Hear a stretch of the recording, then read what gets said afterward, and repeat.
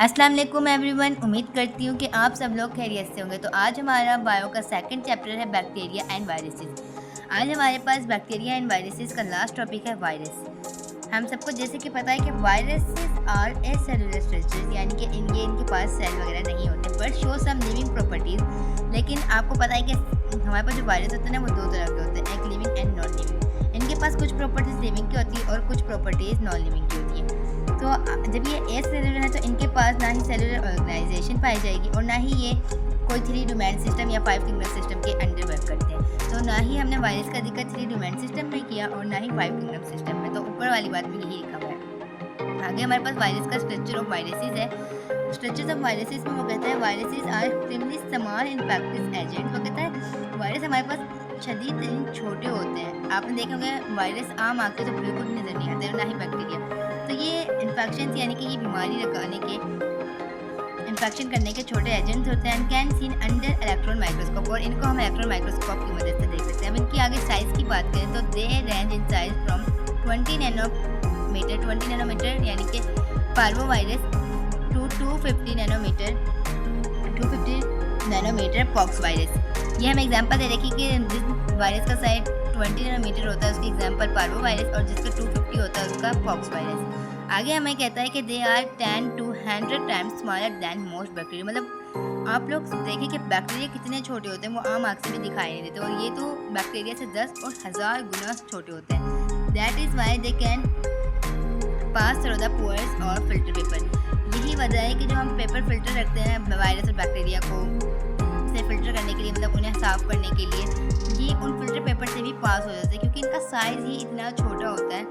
आगे हमारे पास है न्यूक्लियोकैप्सिड। आप अगर टॉपिक के नाम बताते जाएंगे साथ के साथ तो ज़्यादा अच्छा रहेगा। The central core of a virus is it's genome. It is made up of nucleic acid, इधर डीएनए और आरएनए। हमारे पास सेंट्रल कोर ऑफ वायरस है ना, उसका जीनोम पाया जाता है। जीनोम जो हमारे पास पाया जाता है ना, made up of nucleic acid, वो डीएनए और आरएनए से मिलकर बना होता है। The core is surrounded by a protein coat.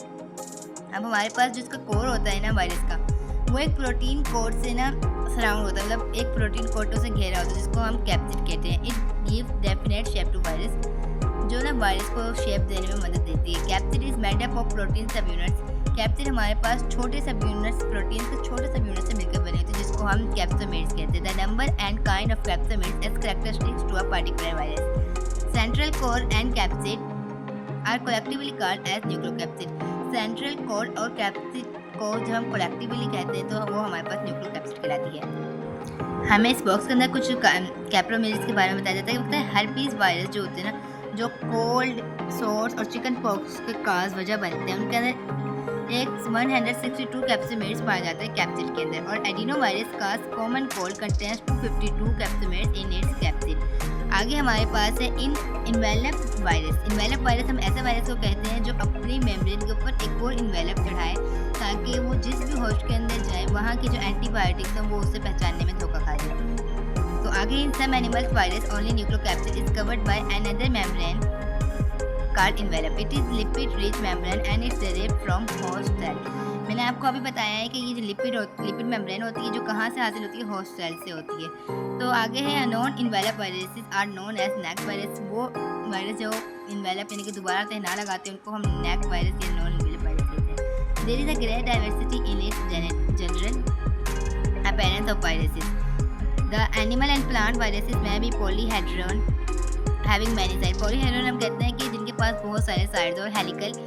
The bacterial virus is bacteriophage यानी कि वो वायरस जो बैक्टीरिया को खा जाते हो यानी कि उन्हें नुकसान पहुंचाते हो। मैं भी cubical icosahedral having 2 faces, helical और complex polyhedral head and rod shape tail. यहाँ पर ना हमें उस दिन की शेप्स बता रहे हैं कि एनिमल्स और प्लांट्स में कैसी होती है, बैक्टीरियल वायरसेस में कैसी होती है। तो आप यहाँ पे एक सी एग्जाम्पल भी देख सकते हैं।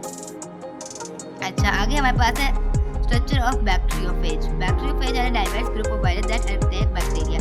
मैंने आपको बताया कि बैक्टीरियोफेज हमारे पास वो ग्रुप होता है जो वायरस बैक्टीरिया पर अटैक करता है।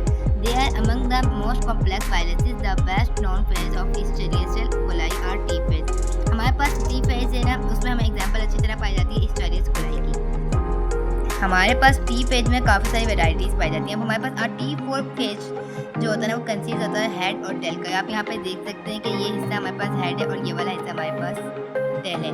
आगे वो कहता है the head is an elongated pyramidal with two triangles having a common base, hexagonal six-sided prism shaped structure। आगे इसने हमें इसकी शेप बता रखी है।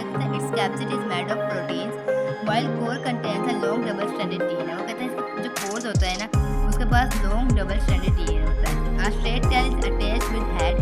The tail is also made of inner core and outer sheet, both of which are made of different proteins. A neck attached sheet with head and plate is present on the other side of sheet. Six tail fibers are attached with end plate. They have the face to attach with bacterial wall.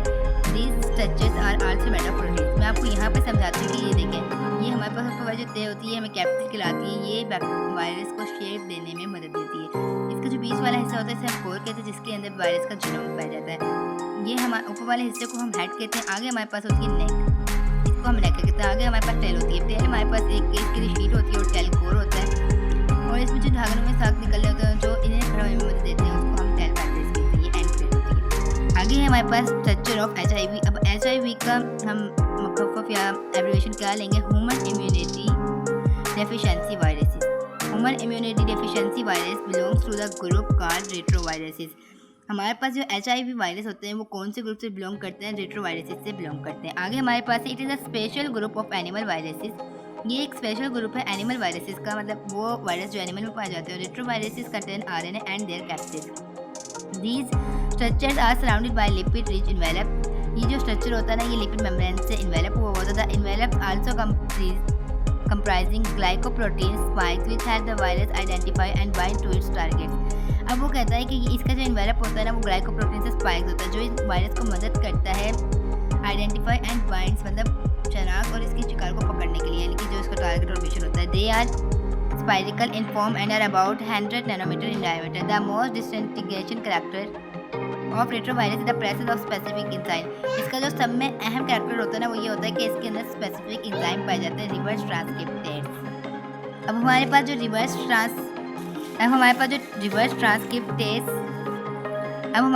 Process होता है ना reverse transcriptase का, ये हमारे पास एक ऐसा process होता है जिसके अंदर RNA रिवर्सली ट्रांसक्रिप्ट होता है स्ट्रैंड ऑफ DNA में, यानी कि हम RNA से DNA बनाते हैं। और ये जो हमारे पास एंजाइम्स होते हैं ना वो है uses DNA stranded to complete double helix of DNA। ये DNA को ना मदद करते हैं अपने डबल हेलिक्स को कंप्लीट करने में। यहाँ पर उसने हमें यही बात बता रखी जो मैंने आपको भी बताई थी। आगे वो कहता है HIV is responsible for the disease at acquired immunodeficiency syndrome AIDS weakens the immune system of patient. वो कहता है ये जो एड्स हमारे पास डिजीज होती है ना ये पेशेंट के इम्यून सिस्टम को कमज़ोर कर देते हैं। The disease is fatal because no one can survive without immune system to defend against other viral and bacterial infections। वो कहता है कि जिसको भी ये बीमारी हो जाए, मतलब कि जब आपके अंदर ताकत ही नहीं होगी तो आप कोई काम कर ही नहीं सकते। The disease was first reported in 1981 and the patients were found homosexual। Later on AIDS was discovered in non-homosexual patients who had received blood or blood products from other AIDS patients। In 1984 it was discovered that agent causing AIDS was a virus। वो कहता है कि हमारे पास जो साल था 1984 में वहाँ पे हमें पता चला कि एड्स को जो काजिंग करते हैं वो वायरस होते हैं। In 1986 the AIDS causing virus was given the name human immunodeficiency virus. वो कहता है कि 1986 में हमने इस वायरस को जो इम्यूनिटी डिफिशिएंसी की डिजीज पैदा करता है ह्यूमन में उसको हमने HIV का नाम दिया। It is a host specific virus। it can multiply in monkeys but do not cause AIDS in them। वो कहता है कि ज़्यादातर ना मंकीज़ में पाए जाते हैं लेकिन वहाँ पे कोई भी एड्स डिजीज काज नहीं करते। तो इसी के साथ हमारा बायो का सेकंड चैप्टर भी कंप्लीट होता है। तो इंशाल्लाह फिर मिलेंगे नेक्स्ट चैप्टर के साथ। ओके, अल्लाह हाफ़िज़।